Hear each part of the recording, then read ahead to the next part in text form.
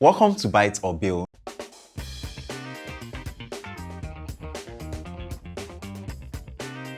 Our guest today is Ladi, who I respect so much because he has done amazing stuff in the ecosystem. But I'll just let him introduce himself. Okay, thank you for having me this day. My name is Ladi Ogunseye. I work within the vertex of Fintech partnerships and marketing. Interestingly, I think I've had the opportunity to bet some amazing startups in Nigeria. Comsa like Africa. One of them, Pay, Sterling Bank, Retail Products, Technomobile, a couple of other amazing, beautiful products as well. Coral Pay also. And right now, I work mostly on driving growth for fintech businesses within the West African corridor. Amazing stuff, and it's great to have you on Byte or Bill. And just before we move to the questions, I'd just like to set some ground rules on how Byte or Bill works, right? Okay. So there are 15 questions, and we have 3 checkpoints. So at the first checkpoint, which is question 5, that's if you get to question 5, you lock in a mystery gift. Okay. And then at question 10, you lock in another mystery gift. And finally, at question 15, you block in and secure everything, and you can carry all your gifts and go to your house, right? However, if you find a question difficult, you have 2 options. You can either Byte or Bill. Okay. If you Bill, you're saying, okay, I'm done. Let me just go ahead and go with my gifts. If you Byte and you get the question, we move to the next question. But if you lose it, I'm going to just collect all my gifts. Yeah, I'm just going to collect them, and that's how the game works. So I would just like us to dive right in with the first question, which is, what is the name of the first and most famous cryptocurrency launched in 2009? This one is... It's pretty simple. Yeah. I think I will know this one because when it launched back then, I think I bought, but I can't even remember my passphrase then.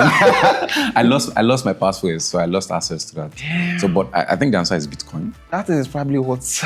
Yeah, I lost access. I never knew what it was. I just jumped into it. Damn. There were like a lot of schemes back then, right, that were making Bitcoin available, so it was easy to still get in, buy here and there, and I think because that time info marketing was very, very big in Nigeria. The days of Complete Sports or Sport Digest or Success Extra or something. I've forgotten that guy's name.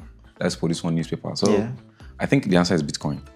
Amazing. I mean, that was correct. But how do we retrieve your? I'm curious about that. I mean, to be honest, I think that there was an email I was using back then. Yeah. I've tried retrieving the email, but to no luck. Yeah. So it's just for me. I mean, it's past. Life it's in the past. Yeah. Just move on. Crazy stuff. Bitcoin. Dang. Try. I mean, I got into one of those schemes too. It's one of these MLM where they will say, you buy this Bitcoin and then you bring in 5 people, and then at some point you get Bitcoin back. That was my introduction into the world of cryptocurrency and Bitcoin. And maybe I'm going to get my own Bitcoin tomorrow, but I mean, I lost. Oh, you never got anything? Yeah, I never got anything. That's crashed. Ponzi now. Yeah, Ponzi. Yeah, it crashed before, and that's how, like, if I see anything that is bring people, I already know that. But that was my introduction into cryptocurrency. That's what made me know what Bitcoin was. Yeah, I mean, looking back at it now, it's not so bad because that helped me understand. Because I went back to now read on cryptocurrency and all of this. I now saw, this is an interesting technology. I've been pretty much putting my money in some of this. But the one I'm really bullish on now is Solana. I think they have an amazing ecosystem that is behind them, and they are doing really well. I see them making like major inroads, especially in this region. Yeah. I mean, you look at the population in this part. You look at the exciting use cases in this part, and you are not going to be surprised with why cryptocurrency is thriving in our region. Yeah. Financial services is still not yet as fluid as we think it is. Cross-border payments is also still challenging. Yeah. So I think many crypto is challenges. going to solve that. Yeah. It is already solving it. I know people who, like a lot of traders who buy products from China, from Shenzhen, from Taiwan, from even Dubai, and they pay with crypto. Yeah. They don't bother about trying to source for Easy USD, peasy. source for yen, or for those who shop in Japan or shop for yuan. So it's just crypto, pretty much. Amazing and it makes stuff. a lot of sense. Yeah, it does. It does. If I had my way, I was just doing the crypto, but yeah. I mean, especially since I stopped doing like paper transaction, I don't really like to carry paper around again. So, Oh, for real? yeah. How then do you do everyday grocery shopping? Transfers. Interesting. So if I go to like normal roadside shop and they don't take transfer, I just walk away. Because OPay, money points, they've made like very easy. That. So it's something that you can easily get. And if you don't have that, it probably means that I even open You're one not for ready my for mom. business. Yeah, because I'm like, you should have. So interestingly, speaking of those guys, one day I saw my mother-in-law. She told me she uses one of those apps, and I was super shocked. Yeah. Because in my head, that just meant that those guys have penetrated consumer payments at a deeper level. Yeah. Because even older people now are comfortable using them. They don't want to worry about having to go to the bank, having to worry about their NIN issue or PBN issue, all those things. It's amazing. So I just believe if you don't have at least OPay or what are you really yeah. So I just walk away. And so, last time I touched paper, I can't even remember. Interesting. Yeah. So in church, do you pay offering via digitally? Yeah, transfer. Yeah. That's exciting. I've never touched paper.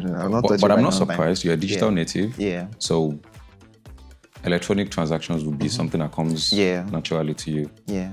And I think even there's still a lot of people who still deal in paper. Yeah. But I think that's like the newer generation. I think they call them Indomie generation.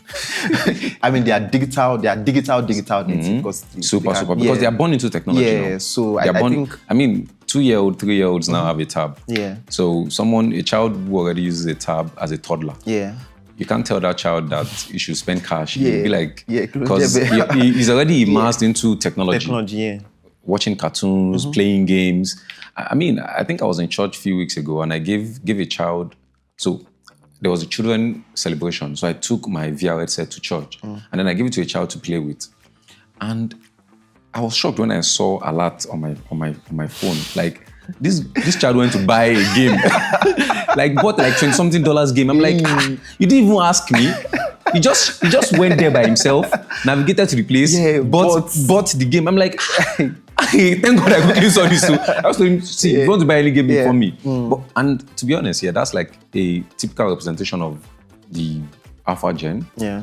They are born into digital technology. So payments, mobility, everything digital is something that will come easy to them. Yeah. Amazing. So we're going to the next question now.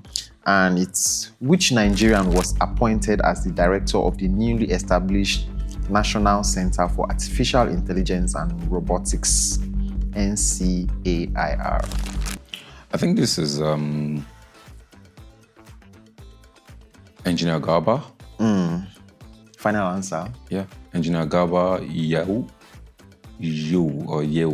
I think I can't pronounce that name very well. Or YEW or something, or YEU. Garba. Final answer? Yeah. Final answer? Yes. That is correct. Yeah. So question 3, but before we go into question 3, you are very, very vocal on Twitter. And you are also very vocal on your newsletter, which I find very interesting.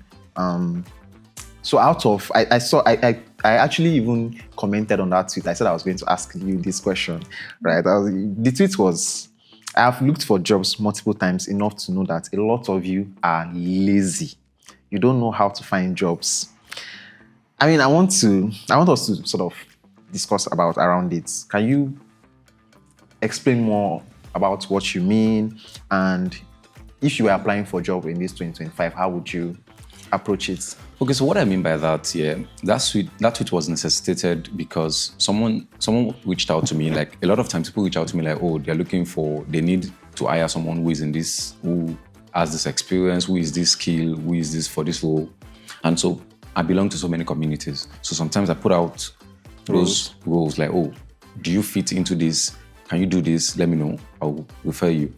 So I put out a role for, I think, an assistant brand manager role at an FMCG. And I put it there. I say that this role is on-site. Now, someone texts me on WhatsApp, says, is the on-site? No, this role is full-time. So someone texts me saying that is the role remote full-time or on-site full-time? And I'm there like, just send your CV. If you get interviewed, you can decide if you want to take the job or not. This is an entry-level role for starters. Like it's still like maybe 3-year experience. So it's entry-level. You can decide, oh, I want to go for it or not. You can have that decision at that point. So, and people keep asking me like some kind of questions. I feel like these are not questions that you should be asking me. Now that's on one part. Now the second part, which was the most infuriating, is people are sending me resumes, and I keep looking at it like I put what this job required in the description, but what you're sending me is totally off this job. And so that frustration was what made that to like a lot of people are lazy, and that's why they don't know how to look for jobs, and that's why people say, "Oh, I don't have a job," or "I've been job hunting for so long." Now I job hunt. Now, one thing for me is that there are like 2 key parts to job hunting. The first part is finding the job, finding the roles. The way I find roles here, and I say this to people that are close to me, like it's very simple. I have specific companies that I'm interested in working with. For example, I'm interested in working with MasterCard, working with Visa. Now, I'm interested in working with Meta, with PayPal. Now, I have these companies that I'm interested in working with. I have job alert on any job that they release today. I have that job alert that get delivered into my email address. Now, on LinkedIn, into my email address on both parts. So every now and then, I'm always getting jobs from these organizations.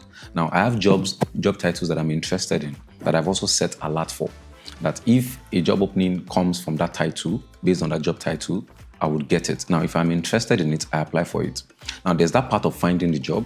There's not the part of working on your first impression, which is the resume. Now, people think, so if I had bought my PC and I'll show it to you, I have a folder of CVs, of my CV. I have about 10 folders for different kinds of jobs, different kind of roles, different kind of industries. I have industry-based CVs. Now, if I want to apply for a job in payments right now, I have a CV for payments. If I want to apply for a job in music, because I have music DSP experience, I have a CV for music. If I want to apply for a job in banking, I have a banking-based CV. If I want to apply for a job in e-commerce, because I have e-commerce experience, I have an e-commerce-based CV. So, like, all these things is hard work. And I say, my belief is that finding a job is a full-time job on its own. So, a lot of people don't think finding a job is serious. So, that's why they would always find shitty jobs that come to them, or they would find no job at all. And the last part is the interviewing part. To interview for any role, you have to like do a lot of serious work. Like you have to I study for interviews. I study as though I want to write a professional exam. In fact, I think when I wrote IELTS, I studied more for a job interview, for my current job interview, the current job I'm on, the interview, I studied more for it than for IELTS. That was how intense it is. And for me, I see these things. I tell people, someone says to me, people reach out to me a lot for coaching interviews, to help coach them for an interview. And when we get onto the call, I ask them like 1 or 2 questions. And I say, when is your interview? They say tomorrow. I'm like, bro, you've not prepared now. Like these are questions that you should know. Now, even the way you communicate it, you should know it. People go into interviews, they don't even know the kind of interview format that interview would be. They don't know who would be on the panel. Those kind of things, you wonder like, this thing is all part of, it all boils down to laziness. So that's why for me, that day I took to Twitter and I'm like, the only reason you guys don't find the jobs that you want. And there's also something that people say in the marketing community that there's a job cap, there's a salary cap for marketing guys in Nigeria. That reason is because people are still lazy, because there are marketing jobs that will pay beyond that cap. But because you are not putting in the hard work, finding a job is serious work, to be honest, I've worked long enough, I've job hopped long enough to know that finding a job is serious. Finding a good job is serious hard work. From finding the job, finding the opening, applying properly, and even now preparing for interviews. Now, it makes it easy these days, with agentic AI. These days now, all I need to do is I have an agentic AI that I already pay like $19 every month for. So I just put my CV, put the custom instructions. I would search for roles, these roles, search for these jobs on these places. It already has my LinkedIn login. already has my Google login. So search for roles in these places, search for roles in this company. Now, if you find roles in this place, in these industries, tailor my CV to this, tailor my CV to this role. So it has helped automated everything, these two parts that I'm talking about. The only part that it has not automated is interviewing. And interestingly, there's a new wave now, right now. Clearly. There's a new wave right now. And this morning, I was playing football and I sat down and I'm there like, damn, this is the real world. Yeah. So it also now has made interviewing easy because you can have a tool like that on your PC that is listening to your interviews and is giving you cues. Prompts, yeah. So for me, there's a lot of work that goes into finding a job. Yeah. Finding the job that you want. Now you can get jobs, anybody can get a job, but the job that you want, there's a lot of work that goes into it. So if you're not ready to put in that work, if you're not ready to put in that effort, whether with automation or manual, you may not likely get it, except maybe by luck or providence. Yeah. Thank you for providing context, and I think that's actually really, really insightful. Even for me, I think I've learned a number of things. I usually don't like to look for jobs. Most of the jobs I've gotten are by referrals. Positioning. Yeah. So my way of getting jobs is to put out my work, and also because I'm a designer, so it's easier. It's something that you see it, you know that it's visible. Person, yeah. So it's not too much hard work, but seeing it from your own perspective is also quite eye-opening, and I might just steal some of your. Sure, feel free. Yeah. So let's get back into the questions. In the term MVP as used in startups, what does the V stand for? Viable. Yeah, I mean, amazing. I mean, if I don't know that, I should get flogged. you know those kind of flogging you do at the market square in those days. You flog this guy at the market square, 72 strokes. Oh, well, your rep will just drop. Your seats drop like 1,000%. Yeah. Okay, this one is a design question. What is the process of creating a low-fidelity basic outline of a mobile app or a website called in design? Lo-fi. I think this is wireframing. This is wireframing. Final answer. Yeah, wireframes. You're certain. I know. Yeah, I'm confident. I mean, you know, that's the beauty of when you join a startup afresh. Yeah. When I joined Palmpay afresh, I was not a designer. I was not in the design team, but I write wireframes even for features, for some features that I want. So I put the wireframes as simple as possible. Skeletally though, so the designers just flesh it out. So I think this is wireframe. Amazing stuff, and that is correct. So our next question now is the checkpoints, where if you get this one, you get to lock in your first gifts, mystery gifts. So the question is, the term Silicon Savannah refers to the technology ecosystem of which country? Silicon is Savannah. Silicon is that's Silicon Valley. Silicon Valley. So it's a dupe. Yeah. We have our own in Nigeria. Silicon Yaba. Yeah, Yabacon. They call it Yabacon. Yabacon, yeah. But it's no longer thriving though. But I think this answer, this question looks easy because Savannah is associated with just one country in Africa. That's Kenya. So this is likely Kenya. Final answer. Yeah, likely Final Kenya. answer. Likely Kenya. Okay, so we've locked in your first mystery gift. Whew, amazing. So we'll touch a bit on one of the many things that you've written about, right? Which is budgeting, right? And like you rightly, should I say discover now or wrote? It's budgeting is something that a lot of marketers, especially early marketers, people that are just getting into the field, they struggle with.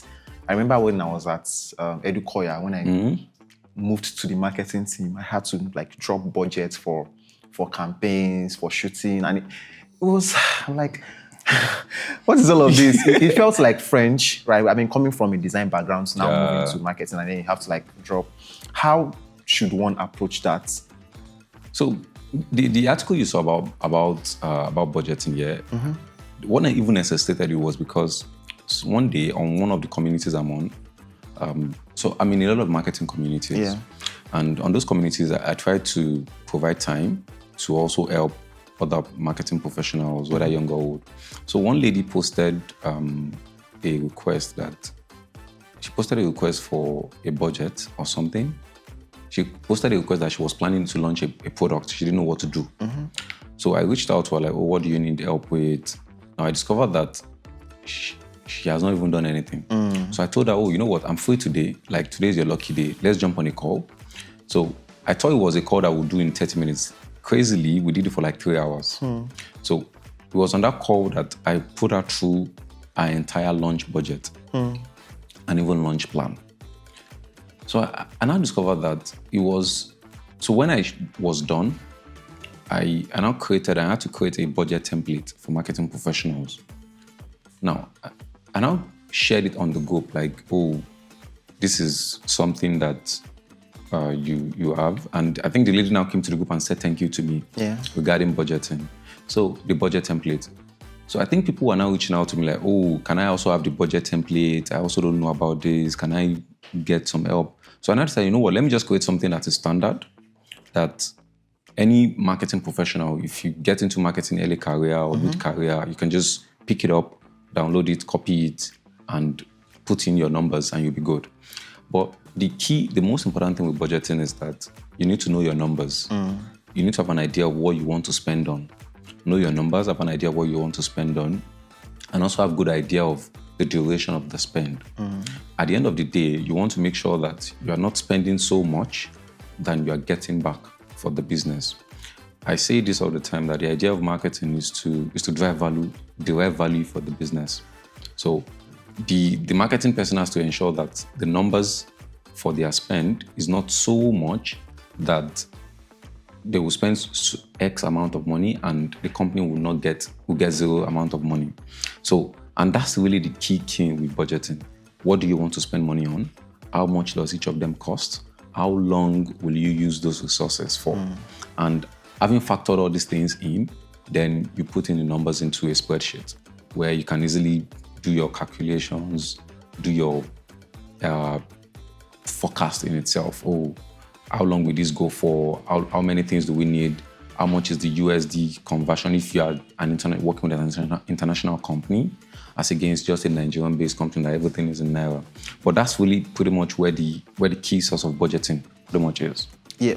So from what I get, so I want to do a campaign or a launch, a GTM, let's say, and maybe I want to do influencer marketing, digital marketing, and maybe traditional media. So from what I get you say, is to get the cost. Yes. Know everything that you want to do first. Yeah. For example, how many influencers do you want to use? Do you want to use 5 influencers? Do you want to use 10 influencers? Have a list. Now, when you have that list, how much does this influencer cost? You need to know. There are media buying agencies, or you can contact the influencers directly, get the cost of each of them, put it on your spreadsheet. Now, for the traditional channels as well, maybe it's OH, you're doing billboard, you're doing flagpoles, anything whatsoever you're doing, get the cost of each of them, have it also on the spreadsheet. You are doing radio, get the cost now. How much does one airing cost? Are you producing the jingle, or are you using an infomercial, or are you using just the presenter's hype? You have to find out the cost of all those things individually as line items. And when you find the cost of all these things, by the time you put it on the spreadsheet and you are doing your additions, you are doing your subtractions, you are doing your multiplication in terms of quantity.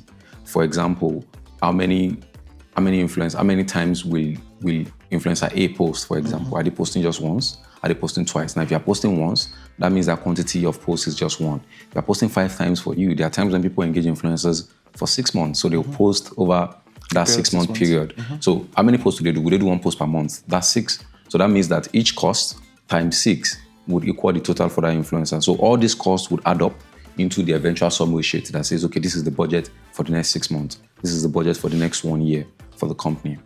Amazing. So I think that puts it in context. And the template is still on Twitter. Yeah, it's still. I just released it like couple of weeks ago. I just made it public a couple of weeks ago. So yeah, amazing stuff. Thank you for that. So let's get into our question. We're at number 6 now. It says, which Sudanese-born entrepreneur founded Celtel, a pioneer pan-African mobile network, and later established a foundation promoting good governance in Africa? I would have failed this question if you didn't mention the part where Foundation for Good Governance. So I think Dr. Mo Ibrahim. Final answer. Yeah. Final answer. You Final don't want answer. to change your mind. That's correct. And number 7, we're going back to development. Which programming language is extremely popular for AI and data science projects? AI and data science projects. Which programming Data science. language? Python. That's Python. Python. That's a snake, it's not. It's the programming language now. Yeah, that's absolutely correct. And number 8, who is the Nigerian-American founder of the venture capital firm Base 10 Partners, which focuses on investing in automation for the real economy? Base 10. Yes. That's Ade Ajao. Ade Ajao. Certainly. Yes. You don't want to. No. I know Base 10 very well, so. That is correct.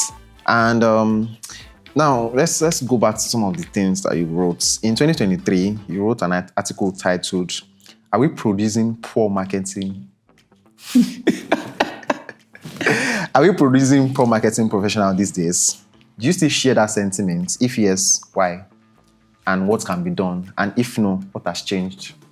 So the title of my newsletter here is titled Wild Thoughts. And it's wild thoughts because I express like the wildest of thoughts that you can't perhaps expect from anybody. So I express them. And I mean, these communities, my experience of these communities is also what necessitated writing this. I just looked at the kind of requests people are requesting for, the kind of things that people are asking me to help them to do. And in my head, it is my belief that many of these guys will say they are marketing managers in startups, they are heads of marketing in startups, but the requests they're asking of me aren't something that at that level, at that stage, they should need help. Yeah, they should need help with. And I realized that also the reason is because startups don't want to pay experienced hire. They don't want to pay experienced hands. So they want to hire people with very little experience, give them big roles, and just push them to keep doing the stuff. Now, and the reason is because a lot of people don't know what marketing does. A lot of startup founders don't understand what marketing does. They just believe marketing is advertising. So they hire you just to come and do digital advertising for a lot of Nigerian startups. So when they hire you as the marketing manager, they don't even ask you to prepare a budget for the year. They don't even give you P&L ownership. They don't even give you product management overview or oversight. Or they don't even involve you in the sprint planning. Right. They just tell you, we are launching feature A next 2 weeks. Yeah. Marketing, what are we doing? And then in your head, you're like, what am I supposed to do? I don't even know what this feature is. I've not tested it. I've not been involved in the process of testing. So they start running helter skelter. So for me, and the reason is because the way people used to come into marketing before, they go through graduate training programs or management training programs in the FMCG space. So they go through like a 12-month process of learning the ropes. Some people used to go through proper marketing schools, Orange Academy, DMA, O2 Academy, etc.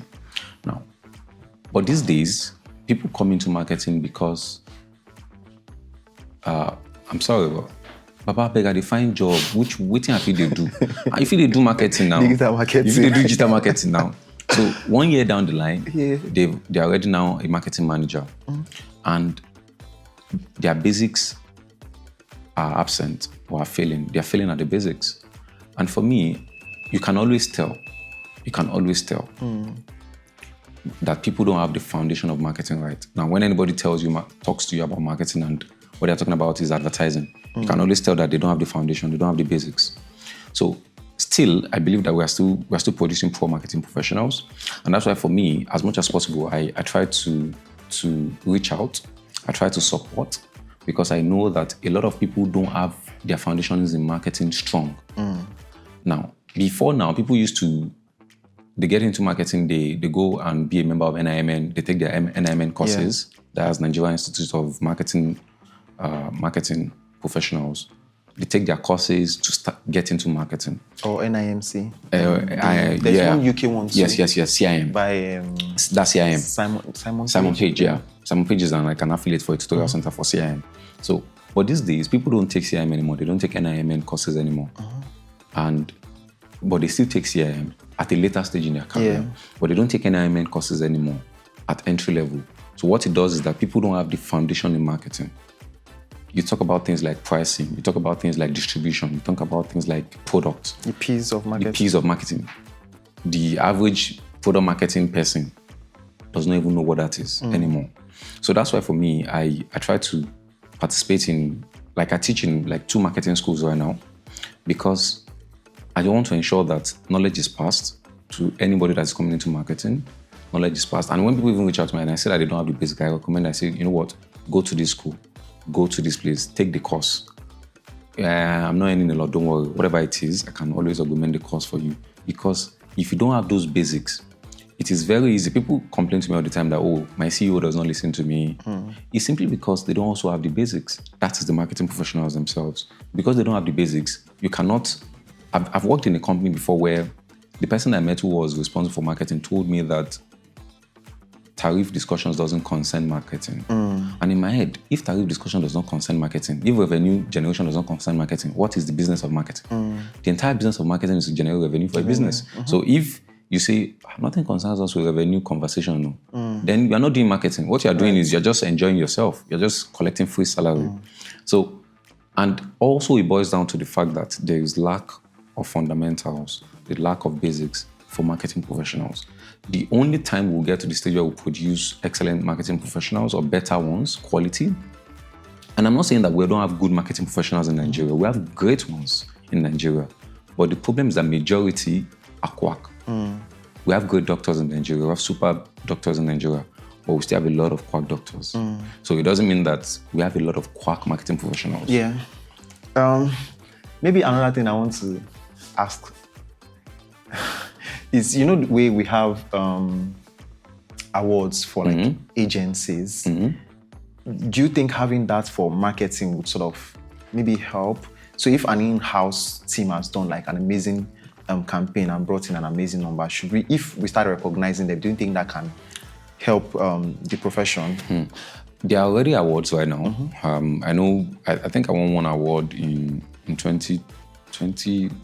I can't remember the year right now, but I think 3 years ago. I can't remember the exact year. I think organized by Brand Comms, 35 under 35. Oh, yeah. I know Tredford also organizes one no-code tech awards. So there are a couple of awards here and there for people that are working in marketing. But I don't think it's an award thing now. Award is celebrating excellent work. Excellence, yeah. Great work that has been done. But we're saying that at the barest minimum, let's pump in education into the majority of marketing professionals so that a marketing professional can stand up tall in any boardroom, in any management meeting, and when they speak, they are listened to, they are respected, their voice counts, because they're not speaking from a place of our job is to just do Facebook ads. They're speaking from a place of how is this company making money? How are we going to make more money for the company? How are we going to return money to our shareholders? That's where they're speaking from. They're speaking from a place of P&L ownership. I know so many, not even I know so many marketing managers who don't have an idea of their P&L. And they are marketing managers. They don't know what product line is making money for me. How much are we making in this company? They don't have no idea. And it all comes down to... executors. Yes. It all comes down to ensuring and encouraging more marketing professionals to get education. So I don't think it's an awards problem. I think it's more of an education problem. So if we tackle that education problem, solve it at the basics, what we will do is that we would improve the quality of marketing professionals generally. Yeah, generally. That makes sense. Back to our question, and we're at number 9, and we're back to design. You said you did a lot of designs at, not a lot, but at Pampe you did. Not design per se, but like I was involved. Involved, in the process, The beauty of joining an early stage startup. Yeah. What term is used in UI UX design to describe small functional animations or feedback mechanisms that performs a single purpose like confirming a tab or signaling loading? Micro interactions. Am I wrong? Do you want to be wrong? No, I don't want to be. I don't want to be. Okay. Micro interactions is correct. So this next question is another checkpoint. If you win this one, you lock in another mystery gifts. And it says, which Kenyan startup uses drone technology to deliver medical supplies and vaccines in rural area, reducing delivery times from hours to minutes? I think they were in the news recently. In fact, I even know them because I almost worked there. Yeah. So Zipline. I think I need to do something about it. Everybody's question. Yes. So congratulations. Let me give you a handshake for this checkpoint too. So we locked in another mystery gift, and we're going to number 11. This one says, which layer 1 blockchain launched in 2020 uses a consensus mechanism called proof of history? Interesting. So if I fail this now, what happens? So you have two options right now. Okay. So you can either Byte, decide to go forward, okay, or bail. So if you decide to bail now, because you're already locked in 2 gifts, we walk away with 2 gifts. Okay. Yeah. If I fail this, what happens? I'll collect all my gifts back. So I'm a risk taker. I'm not risk averse. So yeah, one blockchain launched in 2020 uses a consensus mechanism called proof of history. The other one uses proof of work, which is Bitcoin or Ethereum. Bitcoin. Are there clues to this question? I've actually mentioned it earlier in our conversation. You've given me the clue that I need. Okay. Yeah. But I don't want to assume that you are deceiving me. No, I'm a nice guy. Layer 1 blockchain, proof of history. Proof of history. That's Solana blockchain. Is that your final answer? Solana is my final answer. You're locking in Solana? Yeah, I'm locking in Solana. So you know that if you get this wrong, I'm going to take all my questions. I'm going to take all my gifts back. I won't mind. Okay, Solana is actually the correct answer. Damn! Amazing one. Moving on. Another article that you wrote. I actually love that you're very... I think that's something that I want to start doing. The way I put out my knowledge right now is video, but I think there's also value in a lot of written content, right? When I was researching you, I was able to find a lot of things that you've talked about or written about, which, video too would give you that, but it takes more time to sort of sort out. Through. Yeah. So I think that you've inspired me to sort of start thinking about written content. And I also know that you write for a lot of guest articles, Nairametrics and co, which is really amazing. I think that is something I'm going to start doing. But yeah, back to the article. You wrote, what do Nigerians really pay for? Which is an amazing one. It's a powerful and necessary question for any founder at all, because you don't just want to build because you feel like building, unless you are running a charity organization, right? You want to build something that Nigerians or Africans or whoever your target audience are, they pay for it. So I'm going to put that question to you. What do Nigerians really pay for? What are the key insights that you can share? And how should founders think about this when launching their products or building their products? I think Nigerians pay for a variety of things. One of them is we pay for essentials, things that we cannot do without, like food. Food is one key thing, and that's why you see that a lot of food businesses do well, provided they do the needful, because the need is there. Everybody wants to eat. People that can afford to eat, they will spend on food. Nigerians also pay for things that help them make money. And that's why you would see that gaming solutions are thriving in our market. processing billions of transactions daily in Naira, because Nigerians, we are an hope-driven people. We are hopeful, and we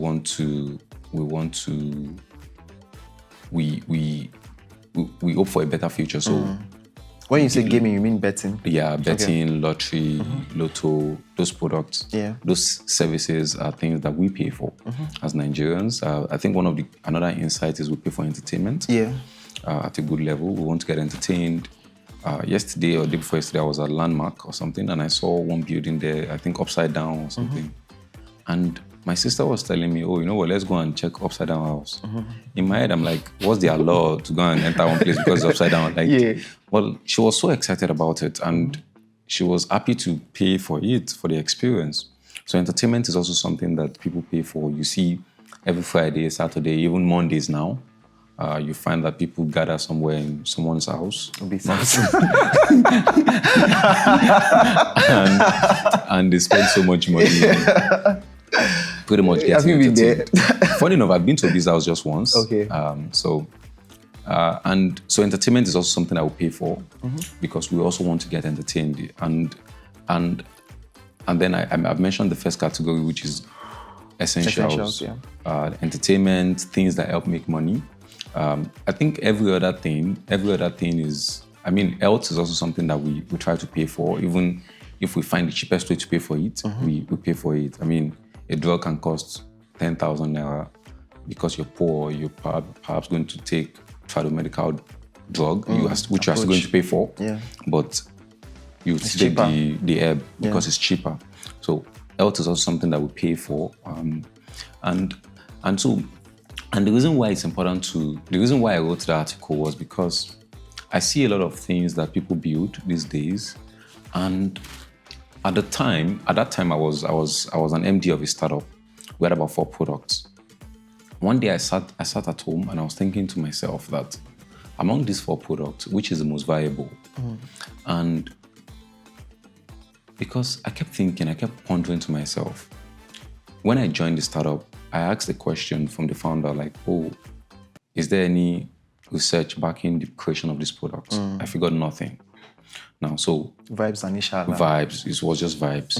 And the reason is because a lot of us build on vibes in Nigeria. We might be opportuned to have funding, might be opportuned to be friends with people that believe in us.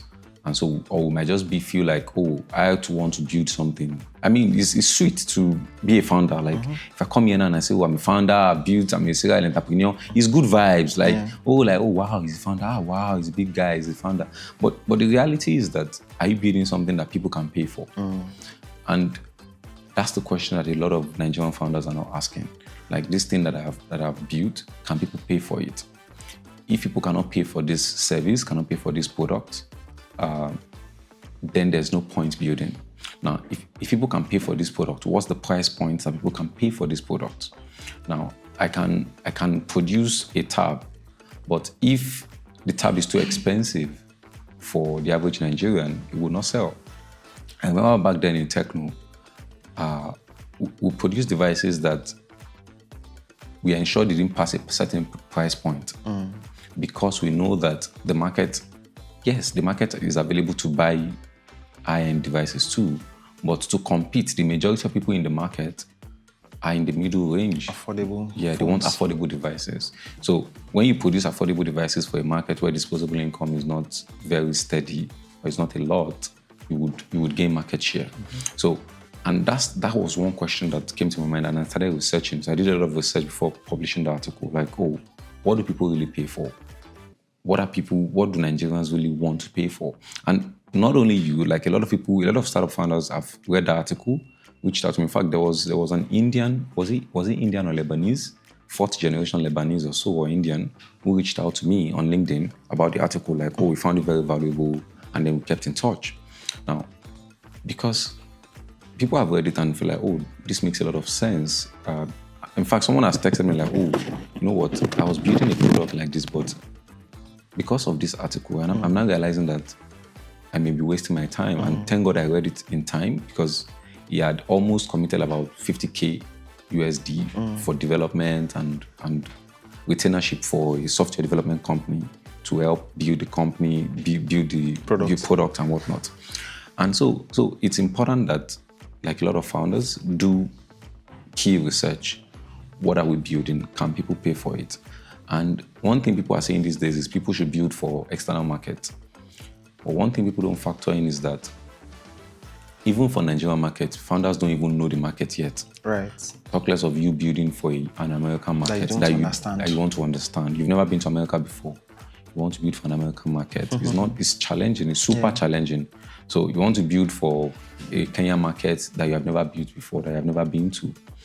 I consult for people, for companies who perhaps want to invest in Africa, and you see the amount of delicate intentionality that these guys they consult you with. Like, they are careful, they are interested in they have so many questions, they're asking so many questions. They want to understand the local market. They want to understand, okay, what if we take our investment through this route? What will happen? What do you think would happen? If you take our investment through this route, what do you think would happen? What is the landscape right now? So they ask so many questions, and these questions are questions that founders, especially Nigerian founders, African founders, need to ask themselves. Questions like, what do my country people pay for? At what price point do people pay for this service? Now, also, there are services that I need them. If I don't use this service, I would not survive. Right.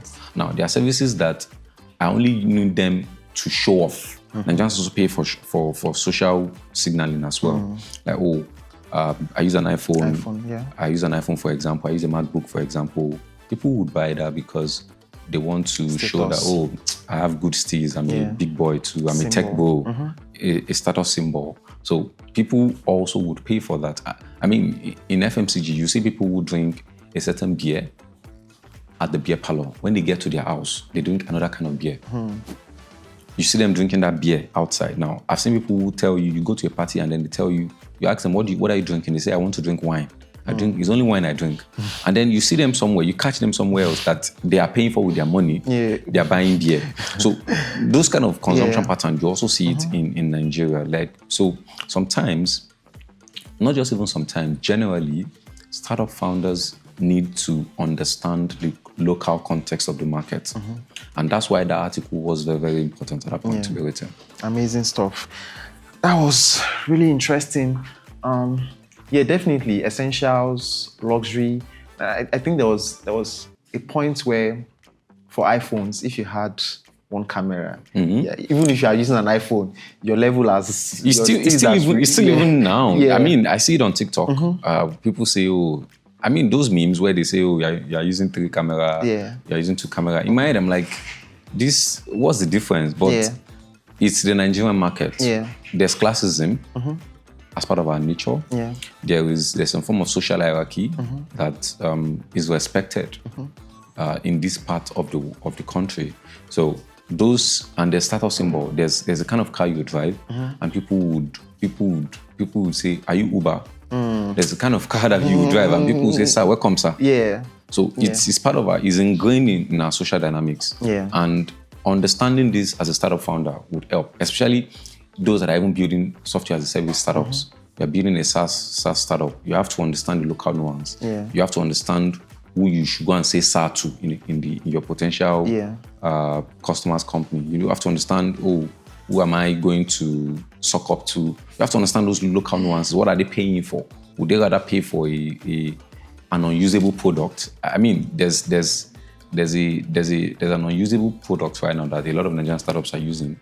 A meal provider. I'm not going to mention its name. Now, people are leaving the global giants to go to that Indian alternative. Is it because of the UX that it's not usable? Yeah, because of the UX, it's not usable. But people, the startup founders, because it's cheaper. The price point, because it's cheaper, they don't mind, they don't care. So just the staff, even the CEO knows that this product is a problem. But it's 11,000 naira per month, so they don't mind. They don't mind. They will continue to get it like that and keep pushing themselves to use it. So it's a market that we have to understand if you are building anything in the market. Thank you so much for that very deep and insightful explanation. And we're going back to our questions, right? We're at question 12 now. What is the new slogan? I made it to like a few weeks back. I was like, MTN has lost something. Yellow everywhere you go. Those things were maybe nostalgia. There were things that we grew up with, and when you just see that yellow, it's yellow everywhere you go. The identity. The identity and association. Yeah, but now they've changed it, and they adopted. Let me just read the question. What is the new slogan adopted by MTN as part of its Ambition 2025 strategy, focused on leading digital solutions for Africa's progress? They have a new slogan. Yeah. That I don't like. It used to be everywhere you go, yeah. Yeah. What are we doing today? What are you doing today? We are doing podcast. I think that's the new slogan. What are we doing today? What are we doing today? What are you doing today? That is correct. What are you doing today? What are we doing today? But today we are doing Byte or Bill, sponsored by Clever Banking, our very good people. Question 13. What is the term for the process of verifying a customer's identity, often required by fintech apps? KYC. KYC. Know your customer. KYC, know your customer. That is also correct. And question 14. Which global accelerator shuts down its Lagos-based program with ARM Labs in 2024 after 2 years of operation, while continuing to support its 24 Nigerian portfolio startup through its global network? Through its global network. Yes. If I fail this, what happens? I'll collect my 2 gifts. Damn. So do you want to buy it or bail? I mean, if you decide to bail now, you still walk away with your... My 2 mystery gifts. Yeah, your 2 mystery gifts, yeah. But can you give me a clue on what the gifts are? Gifts. That's why it's mystery now. Right. Interesting. Yeah. Techstars. What if I tell you that it's not Techstars? I'll be greatly shocked because I know they were the ones in partnership with ARM Labs. I'll be greatly shocked. Anyway, I know Techstars, yes, the people to get in Techstars. I think people have to travel maybe to Canada or something to get in Techstars. That's like where the headquarters is. Yeah. But the answer is actually correct. Techstars. I took one of their VC courses. They have this free VC course online. It was very helpful because I think I'm trying to like see what get that into space venture capital. Like. Yeah, that's interesting. It's very interesting. And this is our last question. If you get this one correctly, you increase your mystery gifts to 3. I mean. Okay, hold on. Before you read this question, I hope none of the mystery gifts is a water bottle. We don't do water bottle here. Water bottle. But we do all that kind of stuff. What type of technology uses computer vision to allow you try on clothes virtually? Type of tech, computer vision, try on clothes virtually. Yeah. I know this is not virtual reality, so then Pokemon Go. Okay, this is AR. That's augmented reality. Final answer. Yes, final answer. Are you sure? Very sure. Very, very sure. Very, very sure. And congratulations. You've secured and won 3 gifts on Byte on Bill. Now, please, round of applause for them. He has done well. Ladi has done well, and thank you so much for joining in. But before we go, you are very much interested in politics and you're vocal about it. Just give us a little tea on how that started, how it's going, and what your future plans are for politics. So for politics, I've always been politically involved. When I was a student in Unilag, I was very much involved in the student association. Interestingly, I didn't run for any position, but I was in the parliament. Yeah. So I was very much involved in the House of Reps, activity, trying to call shots, try to be involved. It's just a natural thing for me. So when I got out of school, I got involved in mainstream politics as well. Interestingly, I wanted to join the Naval Cadet as a student in Unilag back then, but they told me that I could not run for anything in the student union if I was a Naval Cadet.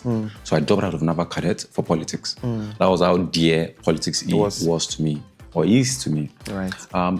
So right now, I'm still involved in politics. I think in 2023 I ran for House of Reps, member House of Reps. I didn't win. Came second on the ballot. Okay. That's for nominations? No. Or the actual election? The actual election, I came second. So this 2027, am I running, to be honest? Lately, I don't know. Now, I'm still doing political activities. I mean, to a certain level, I'm a political leader in my local government, so I could get consulted on a lot of things. I get to pay for a lot of things, but would I run or not? I don't know. The reason is because I feel like politics is cancerous and it's very overwhelming. It keeps drawing you in. And the truth is that even though you feel like, you want to make an impact through the political platform, you realize, I'm beginning to learn lately that Nigerian problems is bigger than our politics. It's more of a societal thing. And that's why most of my impact initiatives right now is targeting society beyond, away from politics. In fact, I think online, I try to, because of my 9 to 5, I try to dissociate myself from my political leanings. I barely talk about my political activities on my personal feed on social media because I don't want people to know me as a politician. Right. No, I want people to know me as a tech professional that I am. So if you know me, if you are living within my constituency now, because you will definitely know me as a politician. So, but on social media, outside that space, I am not a politician because I don't earn from politics. It's not my 9 to 5. I have a 9 to 5. So I always try to avoid that conflict of interest in that case. So I don't know if I would run in 2027 yet. But I'm still on the lookout. I'm still observing. I mean, I'm still doing everything. How expensive is it? Super expensive. What is the role of money? Super expensive. The role of how money much did the last one cost you? I mean, I'll be honest here. If anyone that has run for election tell you they know how much they spent, they'll be lying to you. Right. But because you keep spending money, like you just keep spending money now. So when I wanted to run, one of the political leaders told me that, can I take every money in my account, all my accounts, put it on the table, and light it on fire? When he asked me that question, it was crazy because why would I do that? Am I a crazy fellow? He now explained to me that that's the idea of politics. The idea of politics is you can burn all your money and not get anything back. So, I mean, if I say that, maybe I did not spend at all, maybe 15 to 25 million naira at least. For House of Reps? Yes. At least 15 to 25 million. If I didn't spend at all, yes. If I didn't spend at all, if I can track the money I can track, at least I spend between 15 to 25 million naira. Like the money I can track that, I spend this money, at least.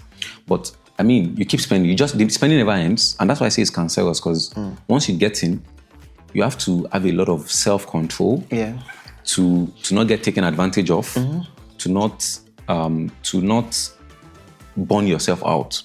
And because I'm a young person, there's also the impression that, you're a young person, you're not serious. You're a young person, you don't have the capacity to run. So there were a lot of people who were asking me questions like, do you have money to run? Like, so those people expect you to also spend money to impress them. So you have to also manage yourself that you're not just spending money to impress anybody who just wants you to show them that you have money to spend. And the impact of money, the influence of money is extremely high. You barely cannot run an election in Nigeria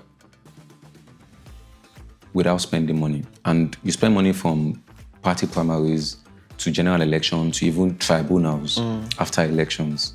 So it's all around spending money. You keep spending money. Like, it never ends, even if you lose. Like, I lost the election, People knew I lost the election.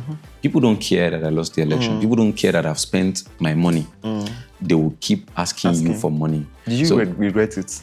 Do I regret running? Yeah. No.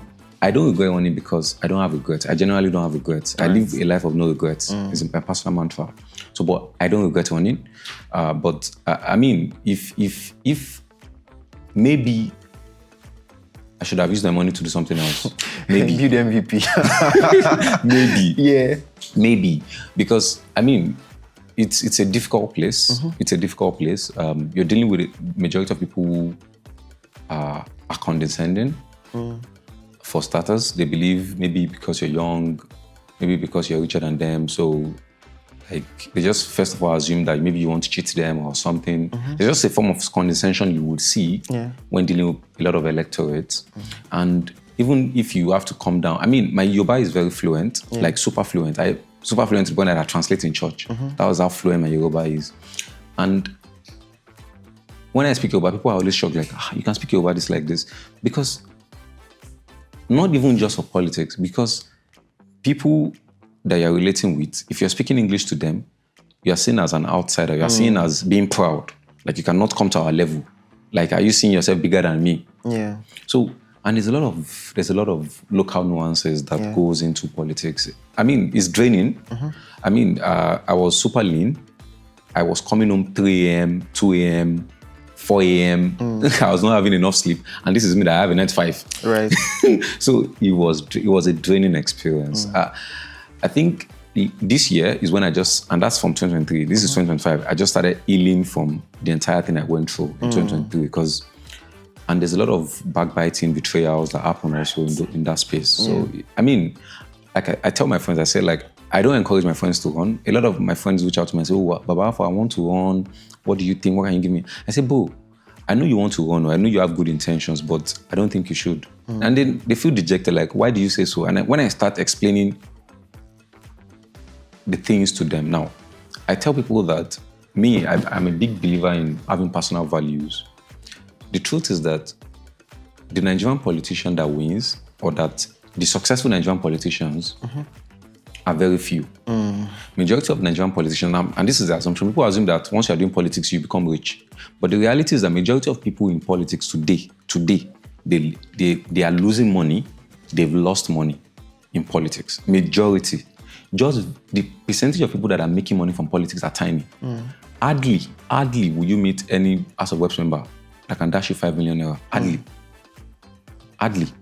Because the amount of responsibilities they have to cater to, like steady. These guys are people who they have to start feel like they owe them something. Yes, people feel like they owe them. The entitlement is very gross. The entitlement is gross. People feel like, people reach out to you like, oh, my wife gave birth, my wife wants to do CS, come and pay for it. And then someone has reached out to me. There's a political leader right now who is fighting with me. And me, I'm happy he's fighting with me because I'll not lie to you, me too, I'm tired. Right. So I was telling one of my political fathers yesterday that I'm happy this man is fighting me right now.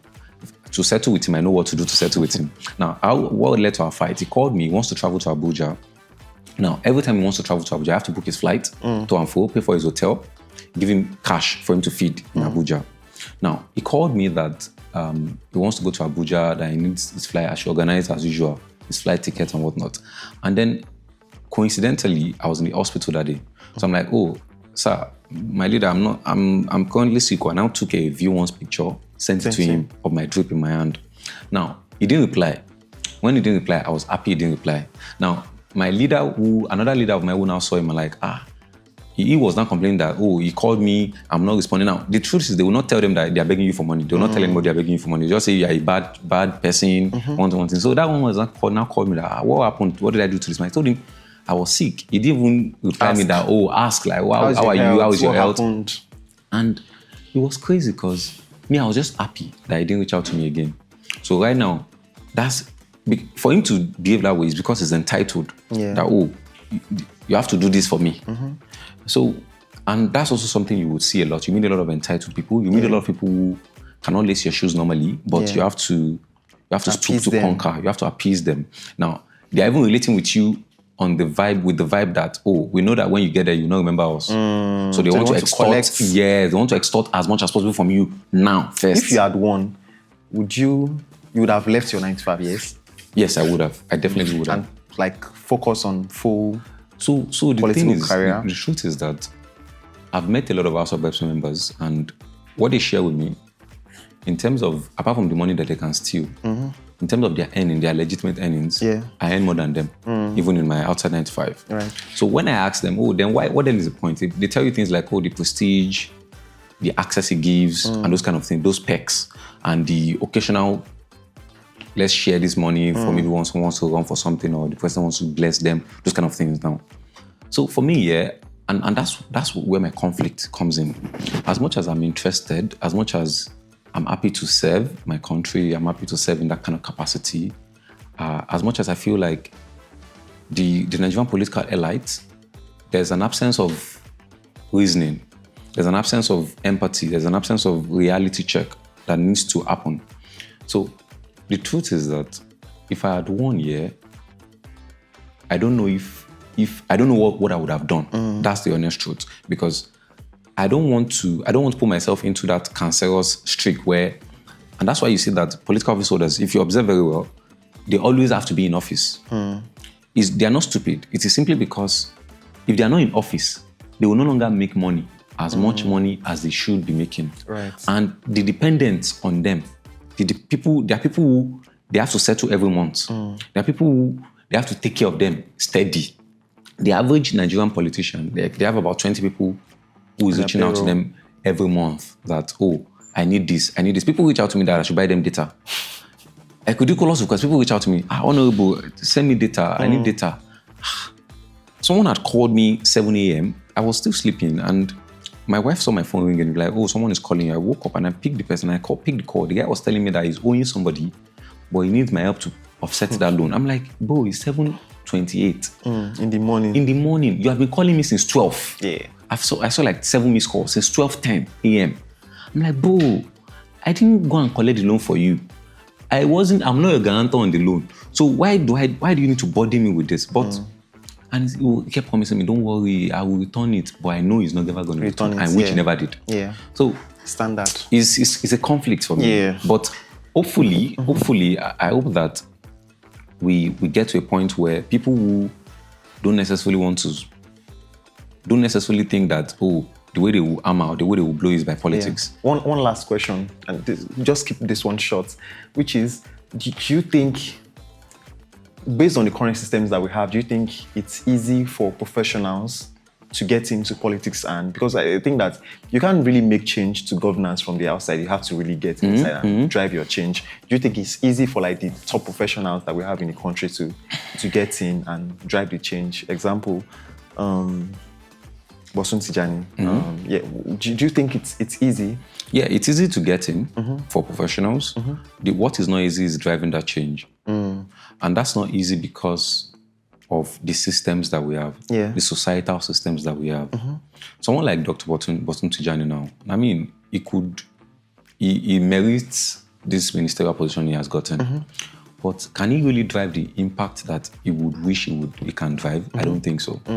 Because there are civil servants who are career civil servants who are there to ensure that nothing works so that they can keep thriving.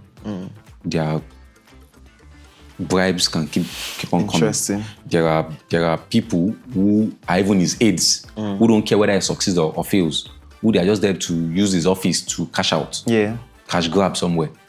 And that's why, for me, I think we need to evolve our politics beyond people and evolve them into systems. Institutions. Yeah, build institutions, build systems, so that I don't need a Bosun Tijani to be in office before the ministry of things can happen. But if there's a system that works, anybody that goes in there can even be checkmated by the system. And that's why, for me, my advocacy has always been that, oh, you know what?